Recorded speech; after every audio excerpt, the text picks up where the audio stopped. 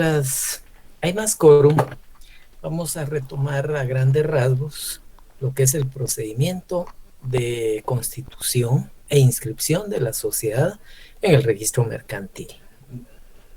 Dijimos que la constitución se hace por medio de escritura pública, con la excepción, obviamente, de la sociedad de emprendimiento.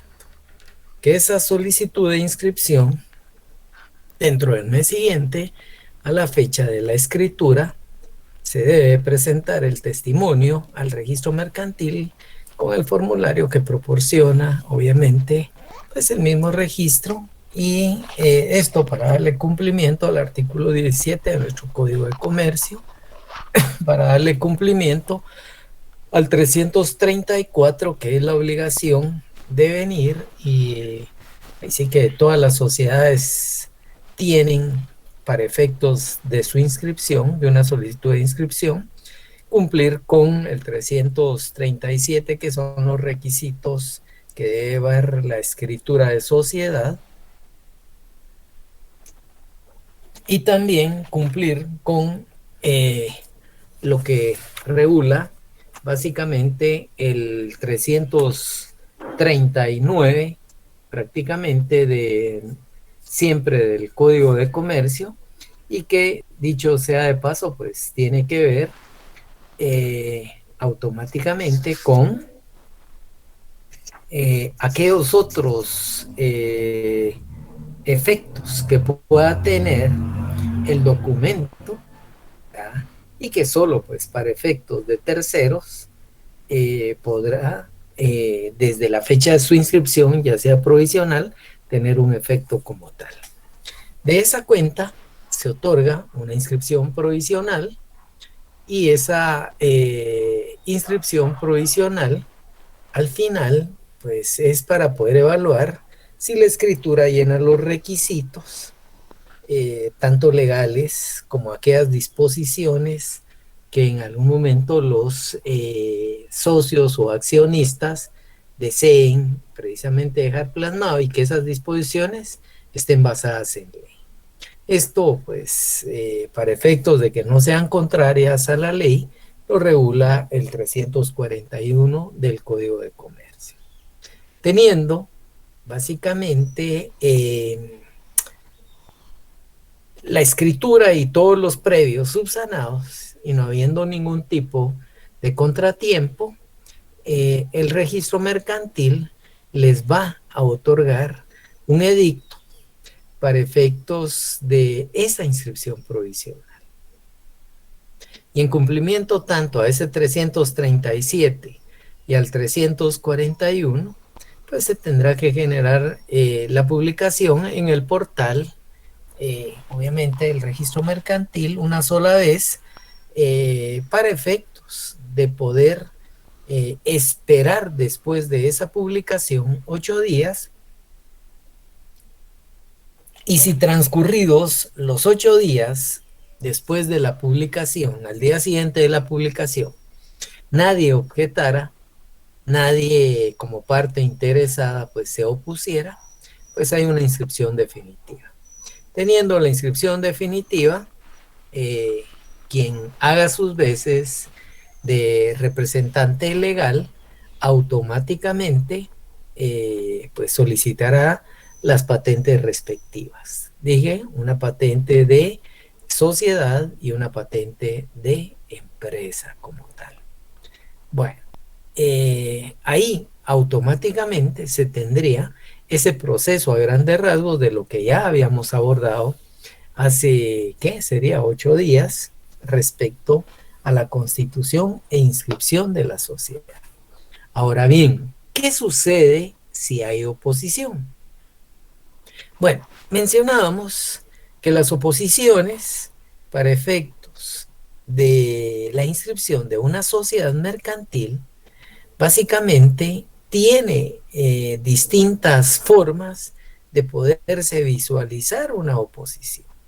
El artículo 350 del Código prácticamente de Comercio, acá en su segundo párrafo, claramente deja normado que la oposición a la inscripción de la sociedad mercantil, básicamente van a ser en todo aquello relativo a la razón social, o sea, también puede ser a la denominación social o a un nombre comercial, y deben de presentarse, en este caso, dentro de los 3 días hábiles siguientes a esa publicación del edicto, al registro mercantil.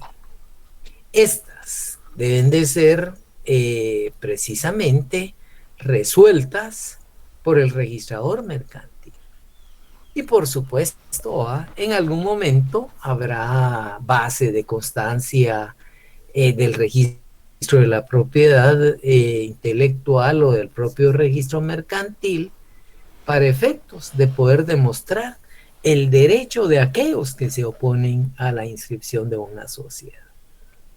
Alguien por ahí quiere venir e inscribir, que ya lo habíamos mencionado, primero inscripción, primero en derecho, pues la protección que pueda tener desde lo que es la inscripción provisional, esa anotación, y resulta ser de que unos 10, 12 años antes existió la sociedad Don Perico de los Palotes, y alguien está intentando en ese momento pues inscribir dicha sociedad.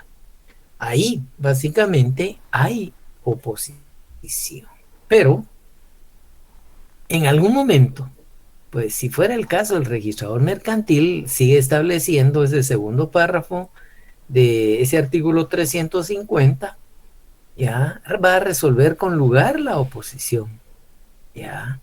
¿Y por qué va?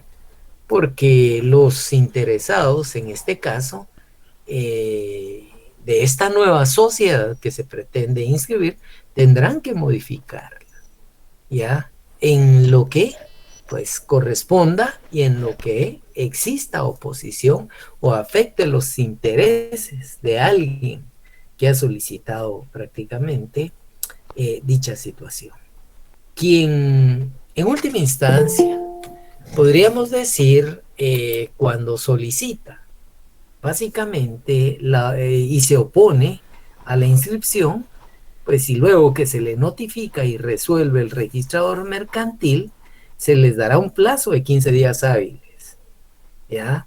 Y esto sin responsabilidad de su parte, en este caso del registrador. Y en caso contrario, si no se cumple dentro de esos 15 días hábiles a la modificación, no queda más que automáticamente cancelar la inscripción, ¿ya? Todo en cuanto a lo resuelto por este tipo de oposición, ¿ya? Hay que tomar en consideración que tratándose en cuanto al procedimiento administrativo de oposición, no cabe recurso alguno. Ahora bien, en el primer párrafo del artículo 350 hace alusión a oposiciones, salvo lo dispuesto en el párrafo siguiente. Ojo, se refiere al segundo párrafo. Las oposiciones a la inscripción de una sociedad mercantil deberán ventilarse por el procedimiento de los incidentes. Tomen en consideración, ya, que al final, pues, ante un juez de primera instancia del domicilio de la entidad contra cuya inscripción se formula la oposición. El incidente básicamente se tramita en una misma corte y atendiendo a la ley del organismo judicial. Y la ley del organismo judicial les va a regular allá desde el 135 hasta el 140 de ese decreto 289. Siendo así que los incidentes básicamente pasan a constituirse toda aquella cuestión accesoria que se pueda promover en ocasión de un proceso y que no tenga señalado por la ley un procedimiento. Entonces, el incidente en ningún momento se debe de plantear, ojo, si existiera una oposición, ya, básicamente en cuanto a la razón o a la denominación social. ¿Ya? No se puede plantear en cuanto a esto. ¿Ya? En cuanto al nombre comercial. ¿Ya? Si se tratara de esto, automáticamente y se plantea un incidente, se declarará sin lugar. ¿Por qué? Porque el mismo Código de Comercio deja establecido el procedimiento para poder resolver administrativamente dicho proceso. Ahora bien, ¿ya? El 135 de la ley del organismo judicial claramente también lo norma en cuanto a que va con ocasión, óigase bien, se promueva con ocasión de un proceso que no tenga señalado por la ley procedimiento. Solo así deberá tramitarse como incidente. Hay situaciones ajenas, por ejemplo, a un negocio principal. Y en ese momento deben de rechazarse de oficio. ¿Ya? Podría darse que el objeto, no solo el nombre, sino que el objeto en algún momento sea contrario a la ley. Imagínense que alguien se esté inscribiendo y que vaya en algún momento a funcionar como un almacén general de depósito. ¿Ya? Hay que tomar en consideración que hay una ley especial. Y aquí, aparte de que hay una ley especial, pues también hay un procedimiento especial para su aprobación del dictamen técnico para efectos de constituir una almacenadora. Entonces, ya desde ahí, ¿verdad? El incidente, pues, puede ser promovido en algún momento, pues, si es evidente y de buena fe, pues se le dará trámite. En caso contrario, pues existirá un auto que va a condenar no solo a costas judiciales, sino que se va a rechazar de oficio. En caso contrario, pues ya, se le da trámite como tal. Bueno, ahora bien, ¿por qué se dice empieza separada? ¿Ya?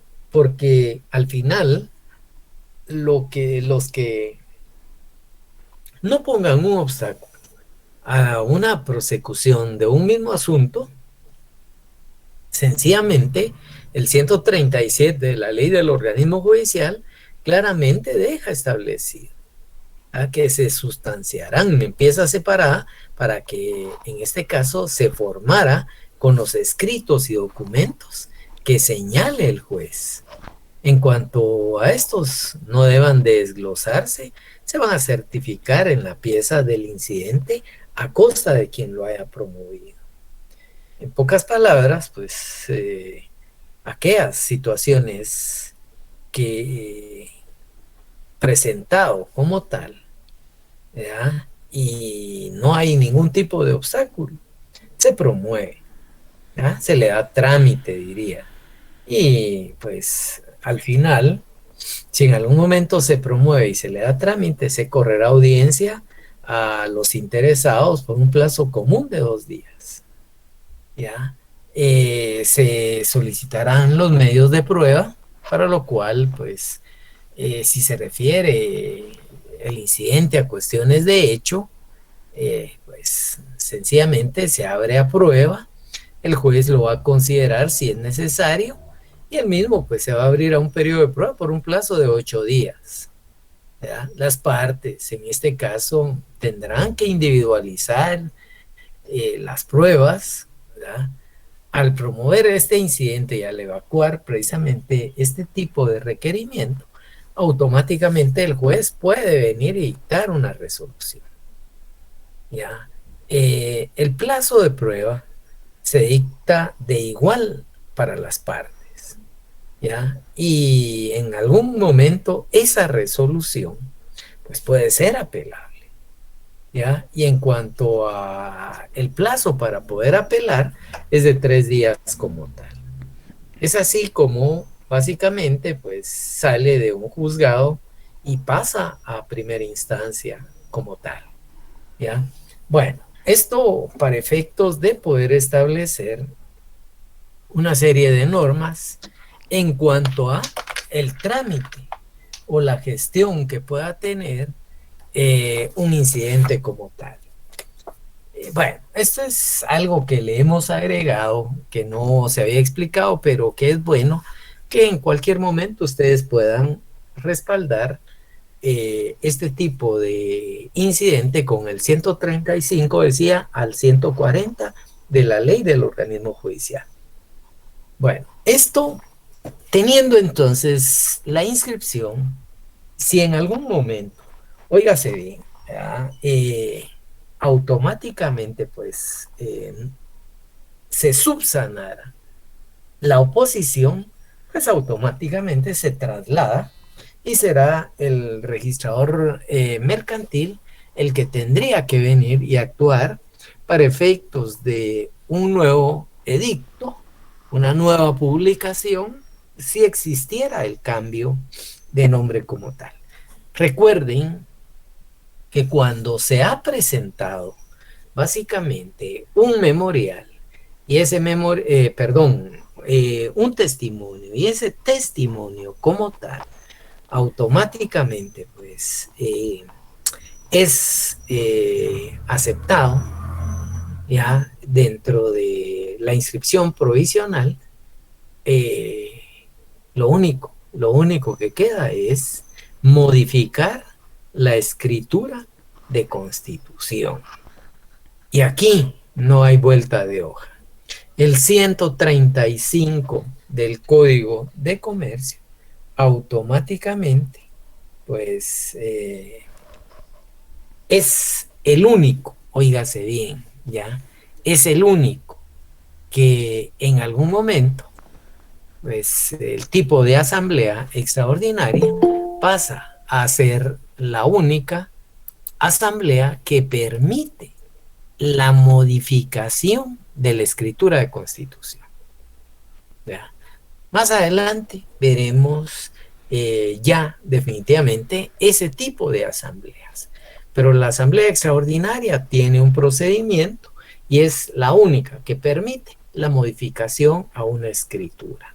Ustedes pueden en algún momento pues ya revisar ese 135 y se van a percatar cómo básicamente la asamblea extraordinaria es la que se constituye para toda modificación de la escritura social. Toda, ¿verdad? Incluyendo, establece el mismo artículo, ¿ya?, el aumento o reducción de capital o prórroga del plazo de la sociedad. Bueno, y ahí hay otra serie de incisos. Más adelante, como les digo, vamos a visualizar este tipo de sociedad. Si fueran tan amables, regálenme 2 minutos, disculpen por favor, 2 minutos y me vuelvo a abrir mi audio.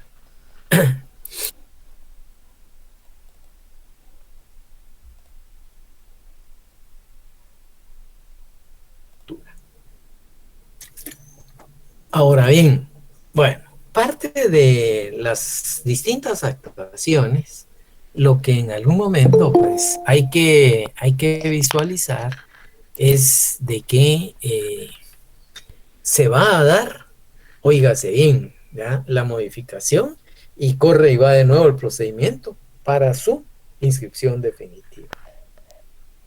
Bueno, esto es en cuanto a la inscripción de manera normal y en cuanto a la inscripción después de haber subsanado las oposiciones como tal.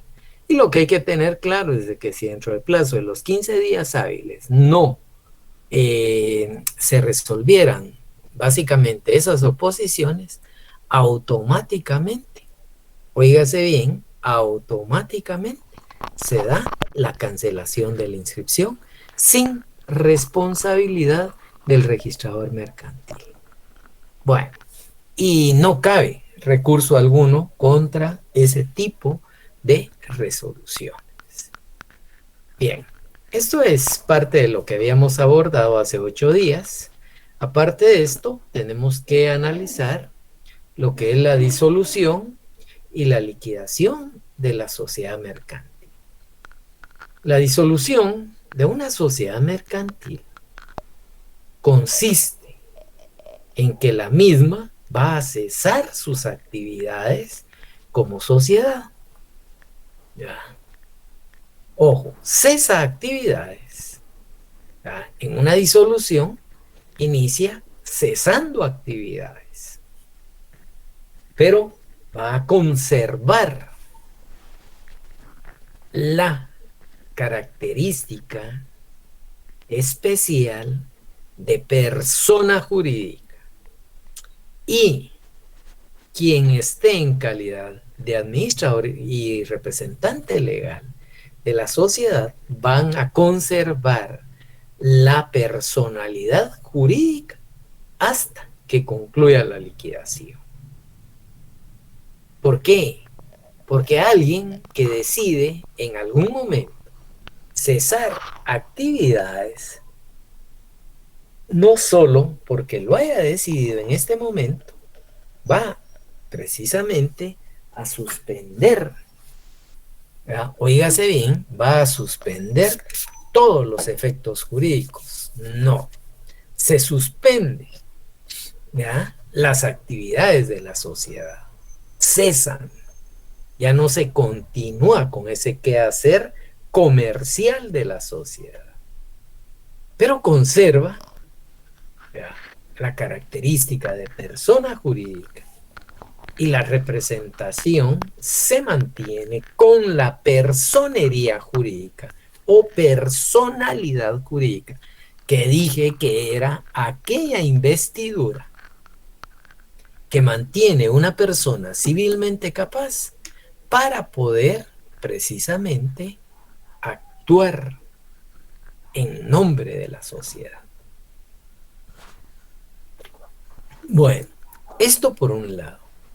Por otro, hay que tomar en consideración que ese proceso de disolución en algún momento debe de tener algún tipo de causal, de aquellas que permite la ley o de aquellas que el mismo contrato de sociedad permite en un momento dado.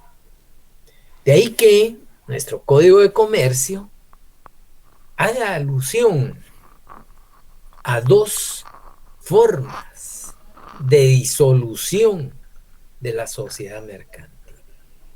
Una, cuando se da una disolución parcial, y la otra, cuando se da una disolución total.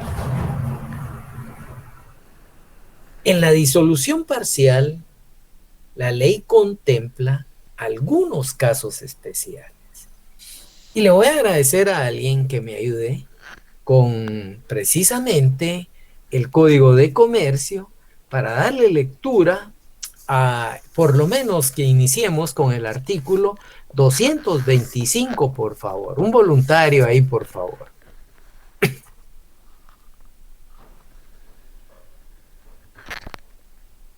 Artículo 225. Disolución parcial.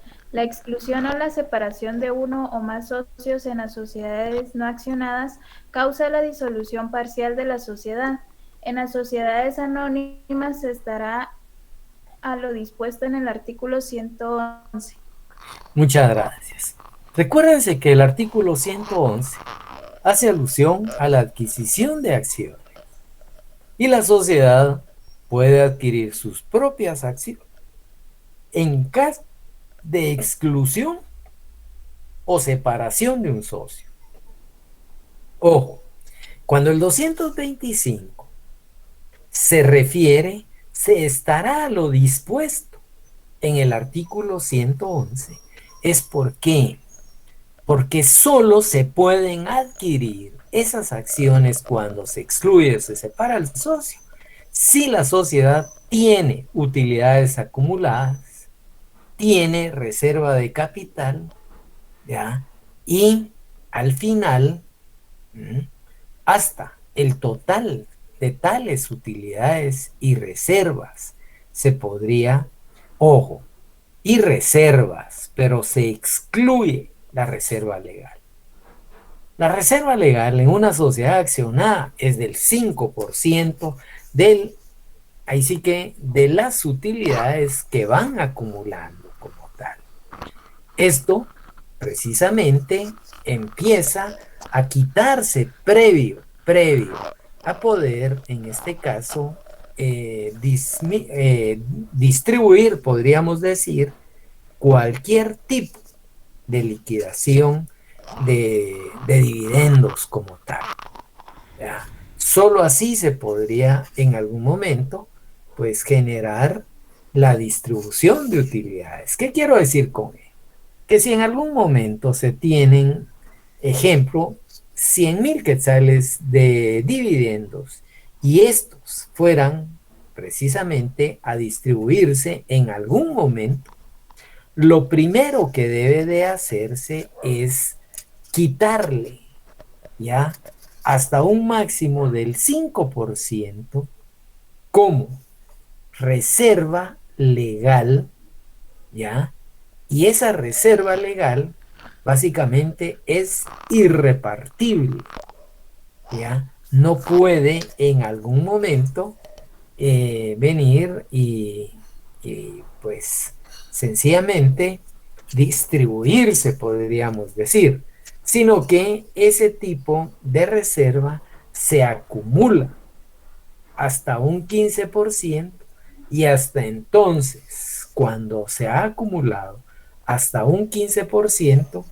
básicamente se tiene la obligación de venir y capitalizarse el tipo precisamente de, pues, de reserva acumulada como tal. Bueno, entonces al final, ya, la no distribución a la que se refiere este artículo 111 es en cuanto a ese tipo de reserva como tal, es decir, a la reserva legal.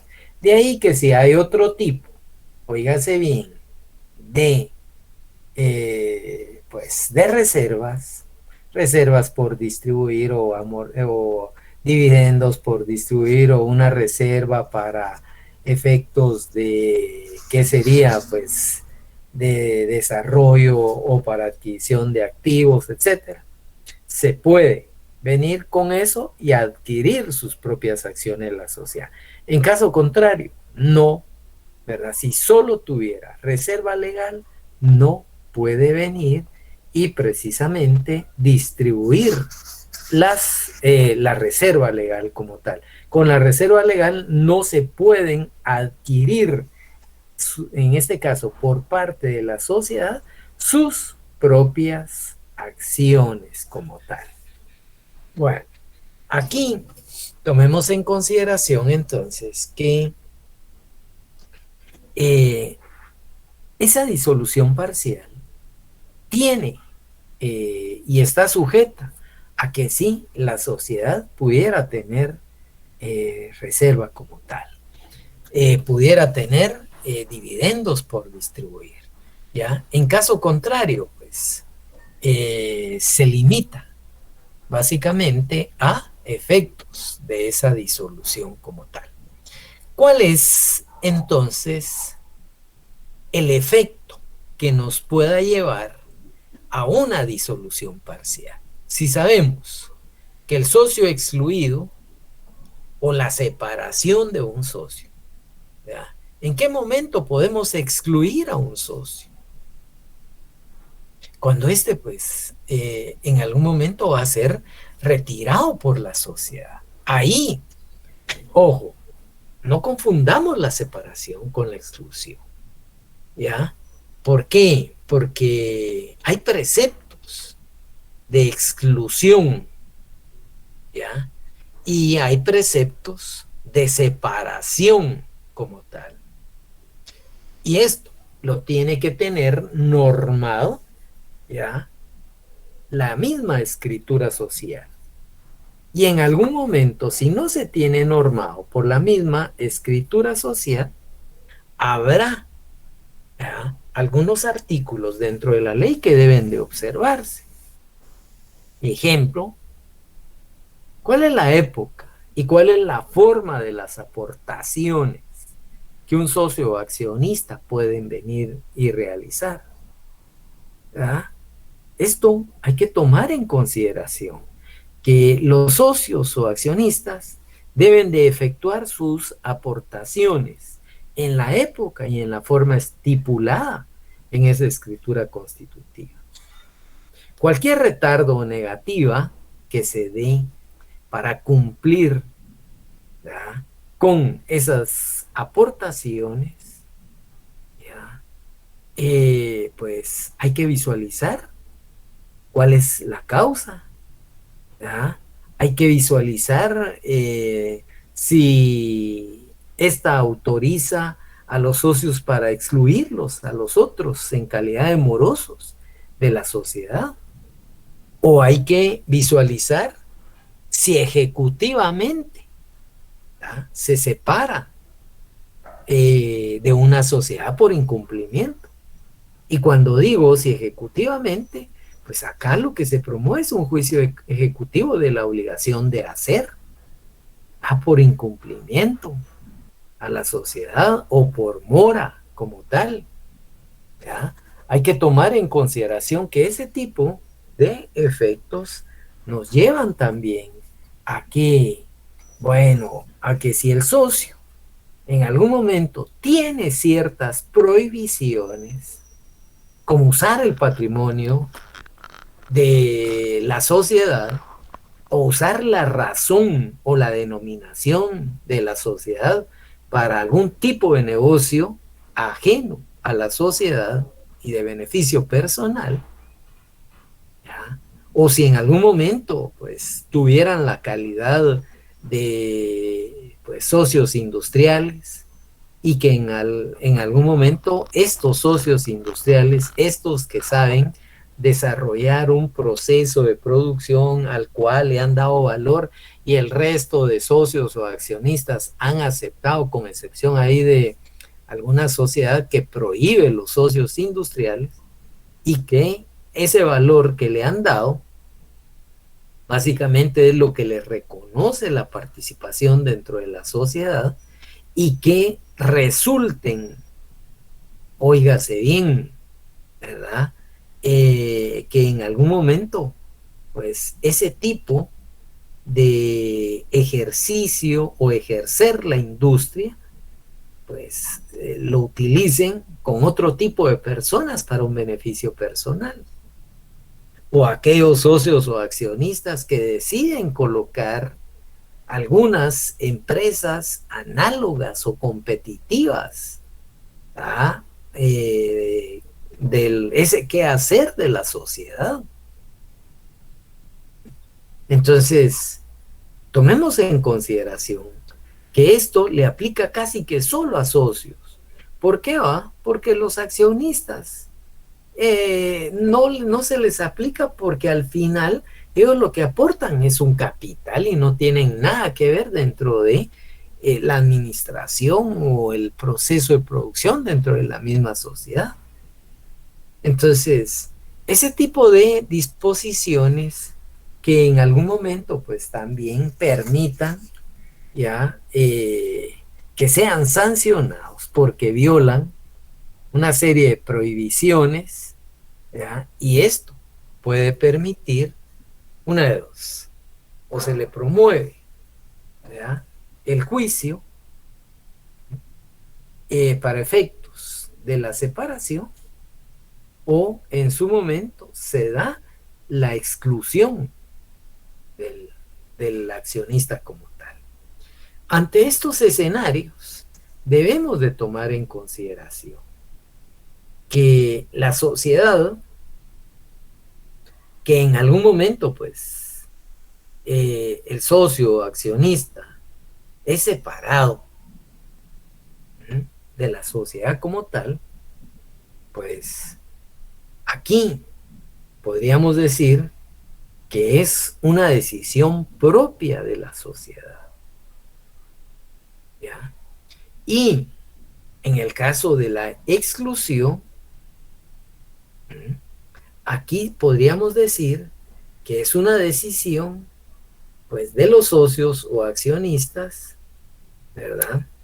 Por el efecto de incumplimiento a sus obligaciones, ¿ya? Que serían las de aportar su capital en tiempo, como se ha en este caso pues establecido. Aquí entonces esos efectos nos llevan a que tenemos que tener especial cuidado por la forma de sociedad para poder saber si el socio es excluido o separado, si es responsable ante terceros por esas operaciones sociales que en algún momento pues tenía pendientes. ¿Ya? Otro efecto de una disolución parcial, la sociedad debe practicar liquidación parcial de su patrimonio con el objeto, en este caso, de pagarle al socio excluido o separado lo que le corresponde dentro de su haber social. Imagínense que alguien haya suscrito un capital tal y como lo regula el artículo 89 del Código de Comercio y cada acción costaba 1,000 quetzales. Decidió suscribir 10 acciones y solo dio 2,500 quetzales. ¿Por qué? Porque el artículo 89 claramente deja normado que para efectos de la suscripción de las acciones debe de pagarse como mínimo el 25%. El 25% de 10,000 quetzales serían los 2,500.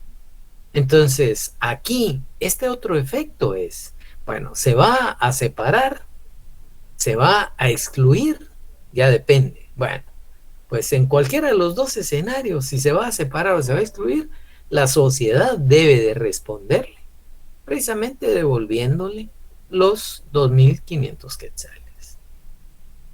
Y hay otro efecto de la disolución, y es cuando las sociedades, en este caso accionadas, adquieran, tal y como lo mencionaba y lo regula el 225, sus propias acciones, siempre y cuando se tome en consideración ese artículo 111 de el Código de Comercio, que tengan reserva, que tengan dividendos por distribuir y que no sea la reserva legal para efectos de poder adquirir sus propias acciones como tal.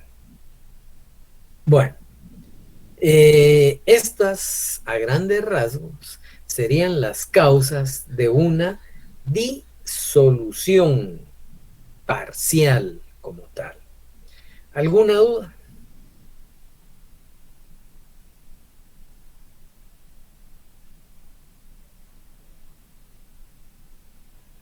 Bueno, el silencio me dice, vamos, disolución total. La disolución total, básicamente, aquí lo que sucede es que cesa precisamente ya ese quehacer de la actividad de una sociedad. ¿Ya? Aquí siempre se va a conservar o debe de conservarse lo referente a en este caso, pues, a la persona jurídica y a la investidura jurídica de la personería de aquel que representa o tiene la representación legal precisamente de la sociedad. Hay varias causas Y dentro de estas varias causas para efectos de poder, en este caso, pues disolver totalmente a la sociedad, se debe entrar a considerar, ¿ya? Que una de ellas es si la sociedad en algún momento tiene un plazo para efectos, ¿ay? Y que haya quedado fijado para efectos de la subsistencia de la sociedad. Si hay plazo, entonces automáticamente, ¿verdad?, la sociedad después de tiene precisamente pues que disolverse como tal. Obviamente, excepto que se modificara, ¿ya? Excepto que se modificara y se ampliara el plazo. Pero en este caso es por vencimiento del plazo fijado dentro de la misma escritura. Dos, hay sociedades que nacen a la vida jurídica y persiguen un objeto principal a realizar, y ante la imposibilidad de poder continuar con ese objeto social, se disuelve la sociedad. Un caso típico de este tipo de causas de disolución total es, por ejemplo, aquellas sociedades anónimas que nacen a la vida jurídica para explotar actividades mineras. Y de repente, pues se da una serie de inconvenientes con los grupos originarios porque no pasaron, no aprobaron, no pidieron la opinión atendiendo pues al convenio 169 y empiezan los bloqueos, empiezan a detener ese proceso continuo. Óigase bien, ese proceso continuo de explotación de la sociedad, es decir, de ese objeto. Entonces, cuando se detiene ese objeto principal, no queda más, ¿ya? Deciden automáticamente disolver totalmente la sociedad. Hay también causas por aquella resolución que en algún momento los socios o accionistas puedan tomar, ya sea en una junta general totalitaria o bien en una asamblea general extraordinaria para el caso de las sociedades accionadas. Los socios en una junta general totalitaria, sociedades de personas, ahí deciden que la sociedad no va más. O bien, sencillamente convocan a una asamblea general extraordinaria cuando son sociedades accionadas y ahí deciden cancelar la sociedad. Hay causas también por pérdida del 60%, precisamente, que es una de las causas, ¿ya?, del 60% del capital pagado. Y aquí hay que tener especial cuidado. ¿Por qué? Porque si en algún momento ese 60% del capital pagado, ¿qué les puedo decir? Un ejemplo típico de esto era cuando venden la compañía de teléfonos bajo la administración de este señor Arzú. ¿Qué se da en primera instancia?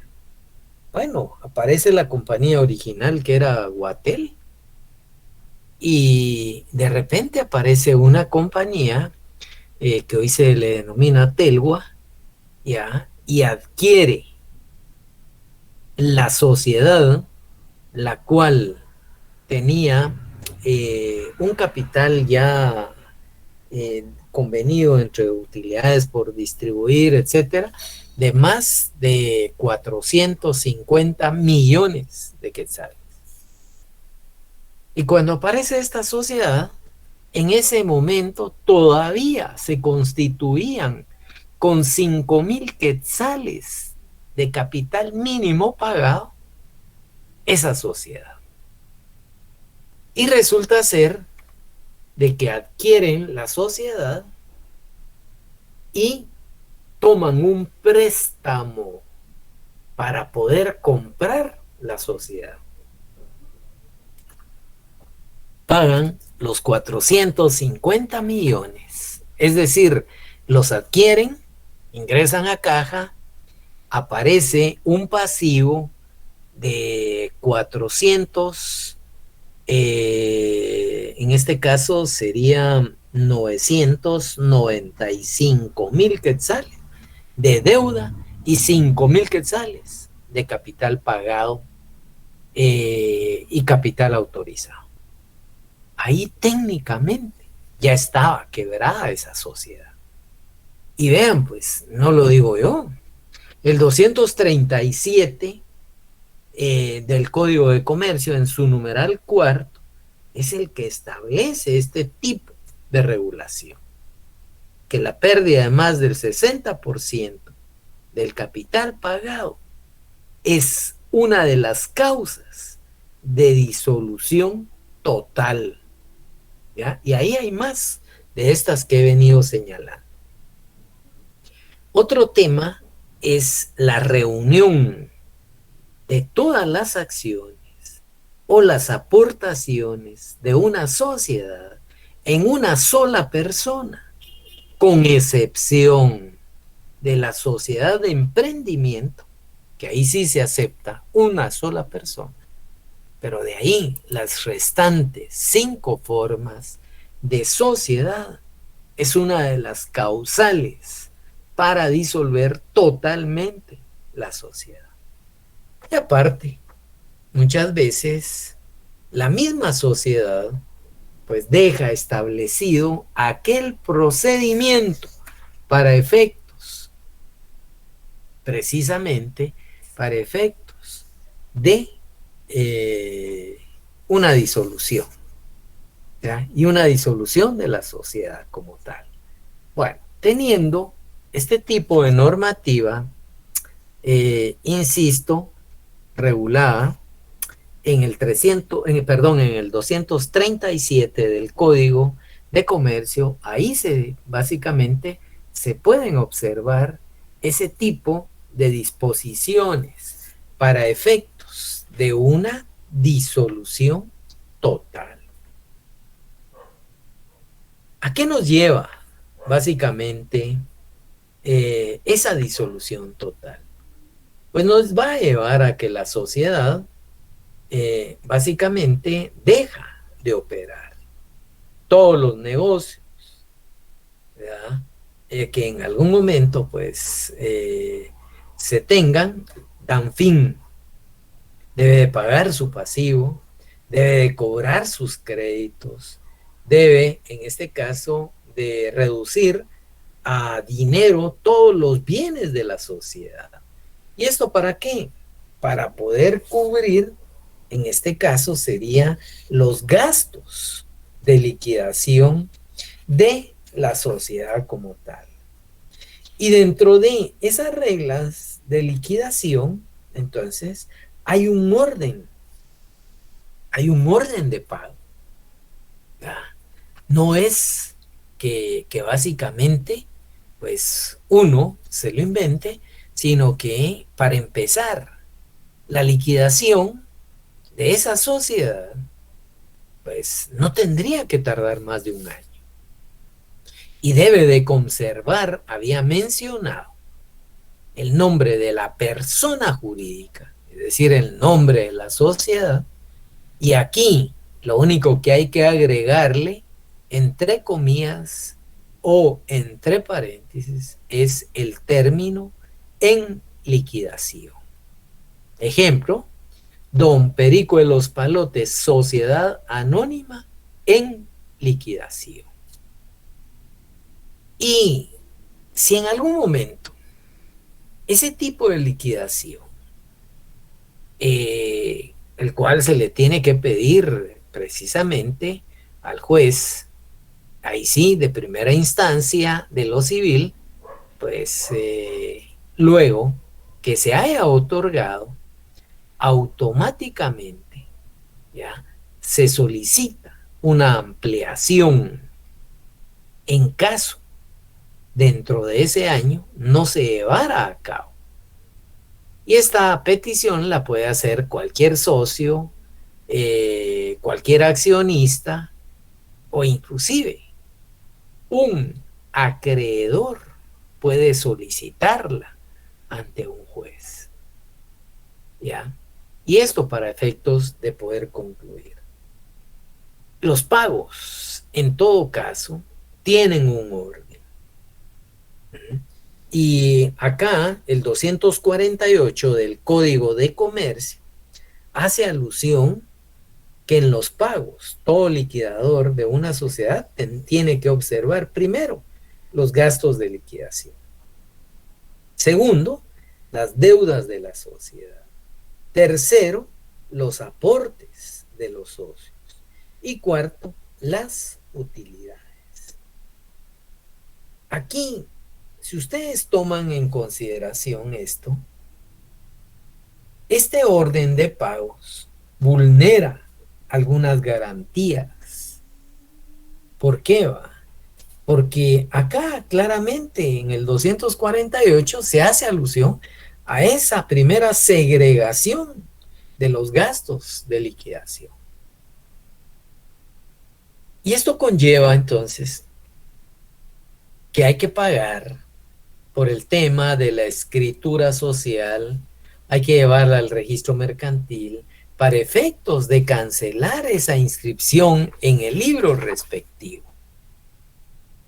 Pero tomemos en consideración que nuestra constitución política precisamente protege algún tipo de garantías o derechos, ¿ya? Garantías o derechos en cuanto a las prestaciones laborales.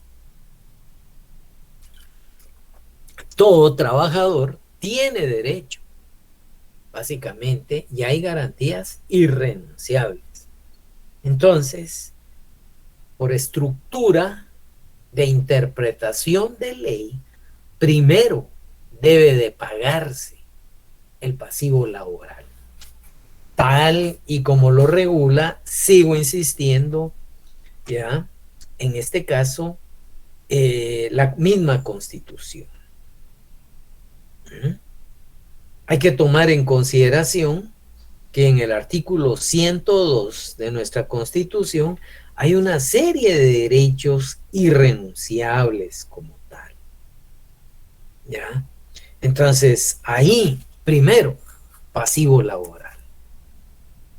Segundo, antes de caer en esos gastos de liquidación, segundo, el Código Tributario le da una preeminencia al Estado para cobrar los tributos que se le adeuden.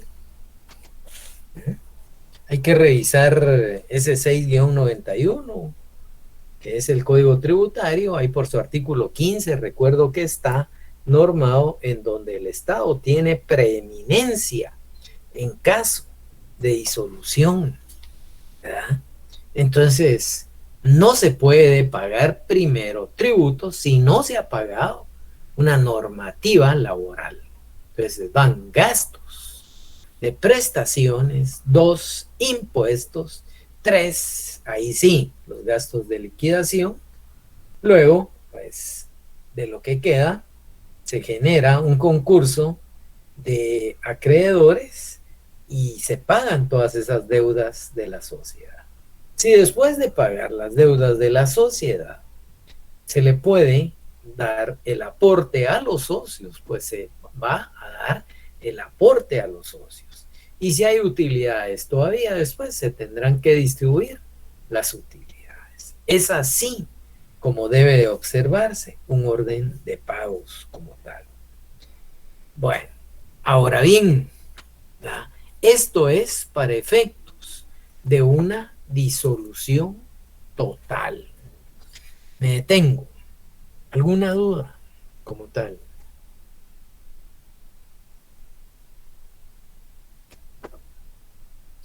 Bueno, en virtud de que no tienen ninguna duda, dejo de lado ese procedimiento de disolución total. Y nos quedaría, básicamente, poder interpretar lo que es la fusión, la transformación de una sociedad mercantil. Hay que entrar a considerar primariamente qué es una fusión. Una fusión nos lleva a la reunión de dos o más sociedades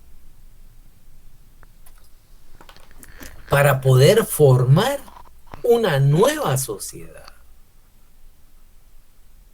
O bien, en algún caso, para la subsistencia de una sociedad y otra que desaparece desde el momento en que es absorbida por la que subsiste.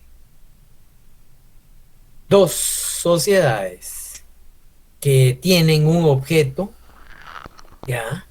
Y es precisamente aumentar un capital, el poder llegar a determinados acuerdos en cuanto a un territorio, una cartera de clientes mucho más amplia, y desde ahí tener presencia precisamente en aquellos lugares en donde alguna otra sociedad también pudo haber estado inicialmente. Un caso típico de esto es las fusiones que se han generado a través de los bancos. Si ustedes revisan precisamente el Código de Comercio, ¿verdad? Háganme el favor, a ver si por ahí tengo nuevamente un voluntario. Valdría la pena que me ayuden con el 256 del Código de Comercio, por favor.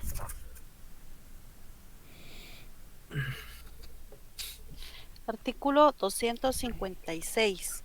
Formas de fusión. La fusión de varias sociedades puede llevarse a cabo en cualquiera de estas formas. Número 1.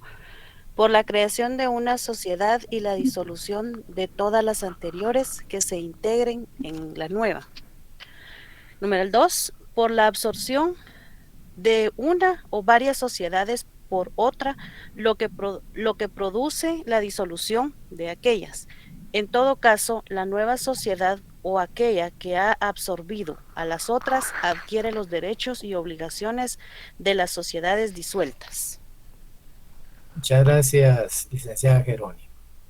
Vean pues, si estamos entonces ante ese acto mediante el cual dos o más sociedades se van a unir, dándole vida a una nueva sociedad, podría ser una forma, o aquella unión, ¿verdad?, en donde al final, pues, desaparecen todas y crean una nueva, ¿verdad? Creo que me quedé con el mismo ejemplo, perdonen. Vean, pues, hay dos. Voy a tomar textualmente el artículo que nos ayudó la licenciada Miriam Jerónimo a darle lectura. 256. Por la creación de una nueva, en el numeral primero, por la creación de una nueva sociedad y la disolución de todas las anteriores que se integran en la nueva. ¿Qué pasa ahí?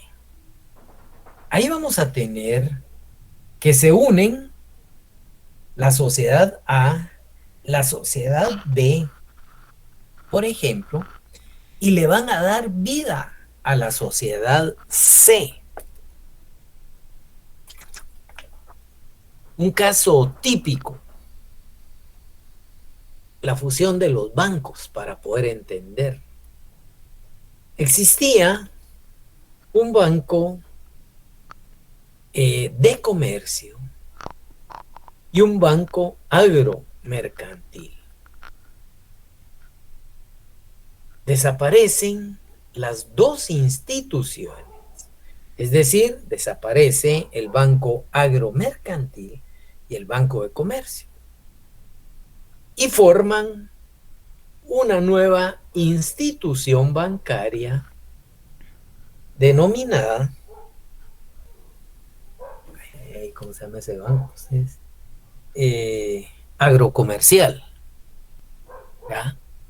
Ahí aparece precisamente una nueva entidad. Existía un banco Granay y Thompson, sociedad anónima, que era el famoso GIT. Y también existía el banco, ¿cómo es que se llamaba este banco? GIT. Y el Banco Continental Sociedad Anónima. Y perdonen que mencione nombres, pero esto es Vox Populi, pues ya es algo público y por ello es que me atrevo a mencionar los nombres.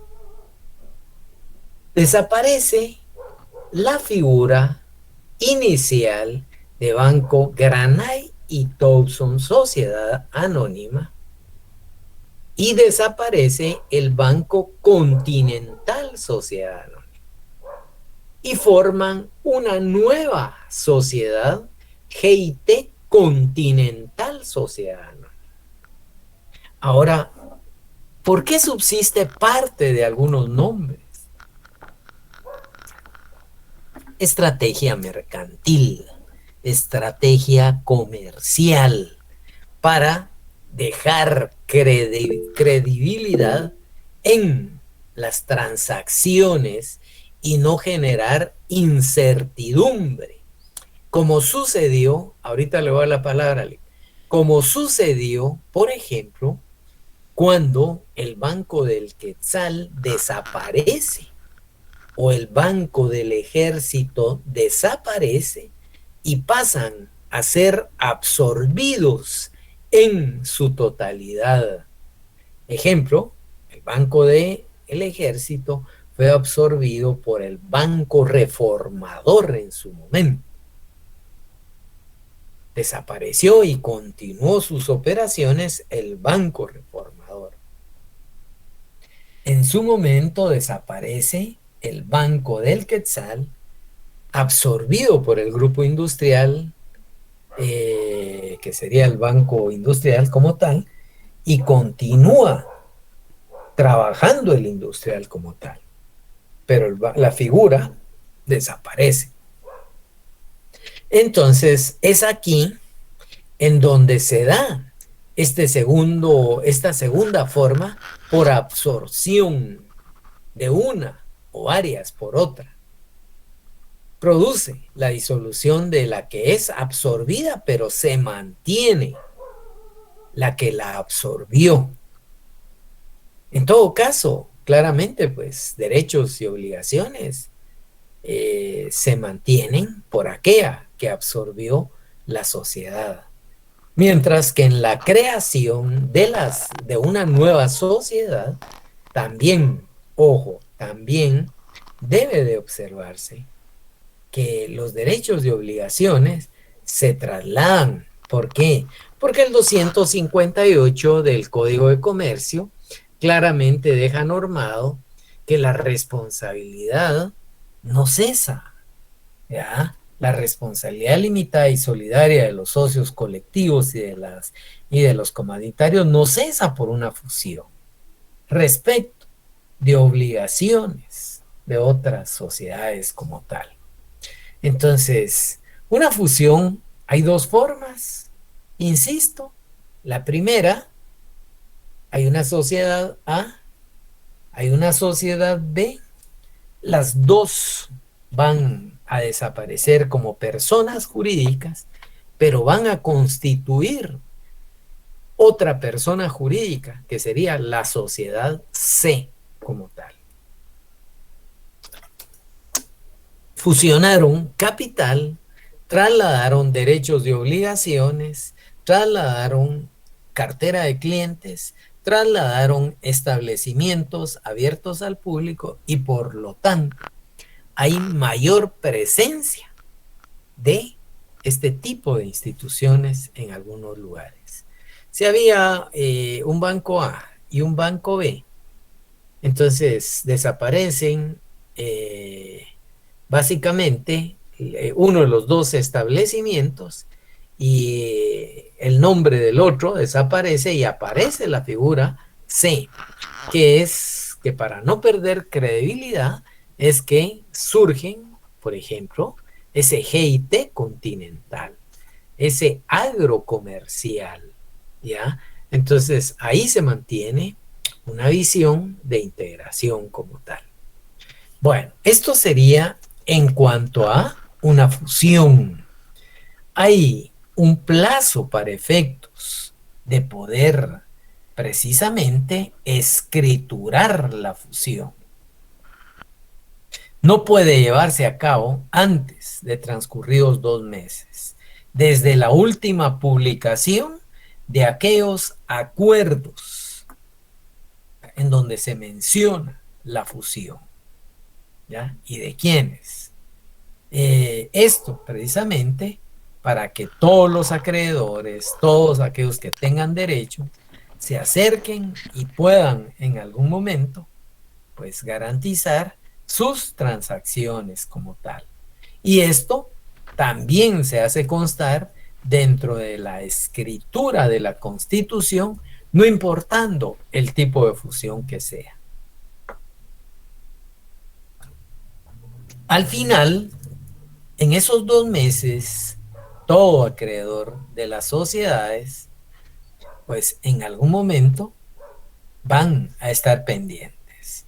Y si lo acordado en algún momento fuera objeto de oposición para efectos de la fusión, porque se van a tener una serie de inconvenientes que puedan, en este caso, ocasionar alguna inseguridad, alguna garantía, pues sencillamente se plantea un juicio sumario ante el juez de primera instancia de lo civil, ¿ya?, para efectos de la oposición, ¿ya? Esta, en algún momento, el tribunal, una de dos, puede autorizar que tenga lugar o que se suspenda como tal. Ya dependerá de los elementos de prueba que cada uno, pues, pueda presentar y que por ende exista una garantía adecuada, ¿ya?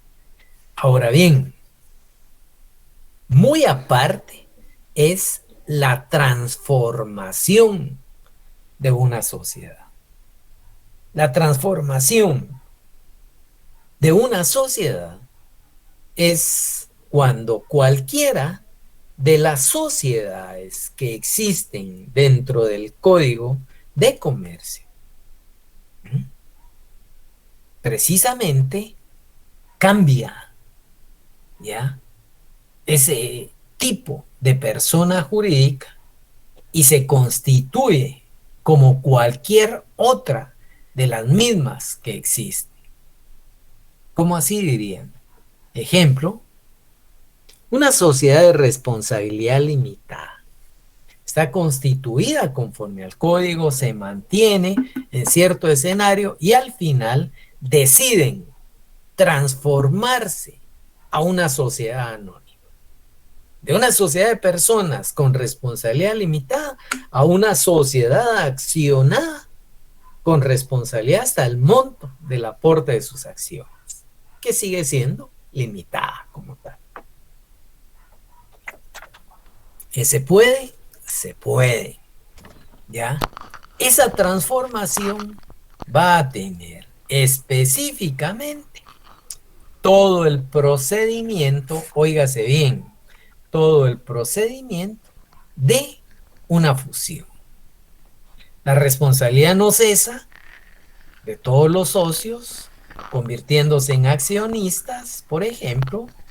2, hay una resolución, ¿ya?, en donde las sociedades, en determinada forma y en determinado término, debe de inscribirse en el registro mercantil. Y las actas notariales tendrán hoy en día que venir y publicarse. Acá se establece todavía dentro de la ley, en el diario oficial, 3 veces en términos de 15 días. Es decir, ahí por el 1 de septiembre, por el 15 de septiembre, por el 30 de septiembre. ¿Ya? Y si en algún momento pues no hay oposición, ojo, solo hago la salvedad. A pesar que la ley claramente deja establecido que en el diario oficial sabemos que las publicaciones hoy en día se pueden realizar en el portal electrónico del registro mercantil. Ya.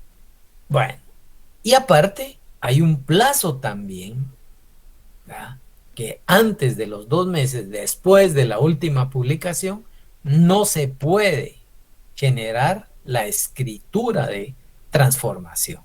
No se puede.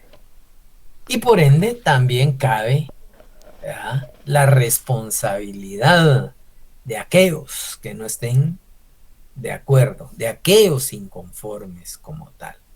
Entonces, esa transformación de sociedad sería el cambio de una figura que puede ser razón o denominación social, más el agregado de un tipo de sociedad convirtiéndose en otra sociedad como tal. Yo no sé si les queda claro lo que es la transformación. El 262 del Código de Comercio lo deja normal.